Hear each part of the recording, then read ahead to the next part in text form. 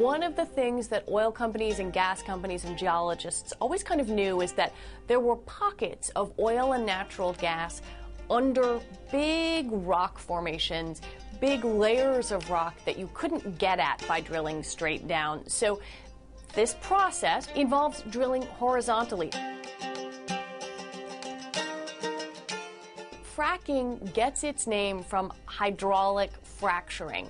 And what that means, hydraulic, they're using water and a lot of chemicals and some sand and other things, and they fracture the rock by pushing it at a very, very, very high speed. That fractures the rock, it releases the oil and the natural gas. About 87% of the fracking that was done last year worldwide was done in North America. The Bakken Shale, which is out in North Dakota.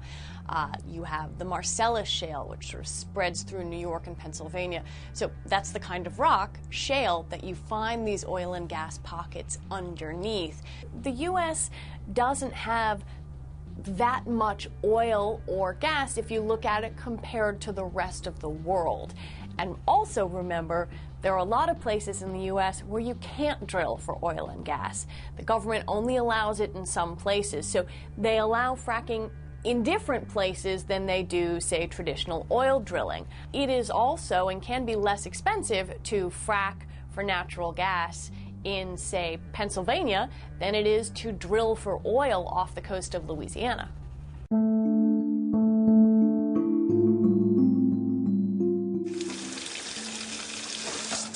Whoa, Jesus Christ. This is the image that people know of about fracking, right? A drinking water tap catching on fire.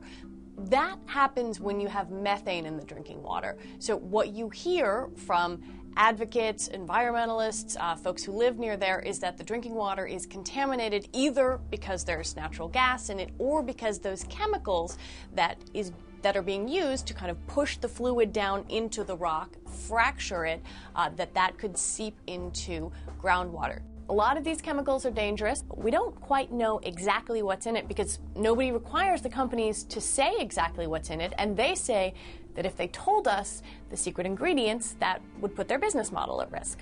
This is the central debate about fracking, whether or not things get in the groundwater.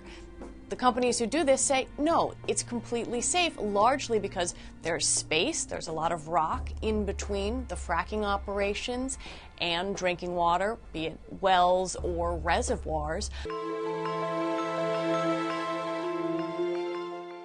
Fracking can bring a lot of money and a lot of development and a lot of jobs to an area that didn't have that option. So there are places in Pennsylvania, there are places in North Dakota that, because of fracking, have put a lot of their residents to work. Then also you have these companies who pay homeowners to be able to drill on their land, so they make money off of it too.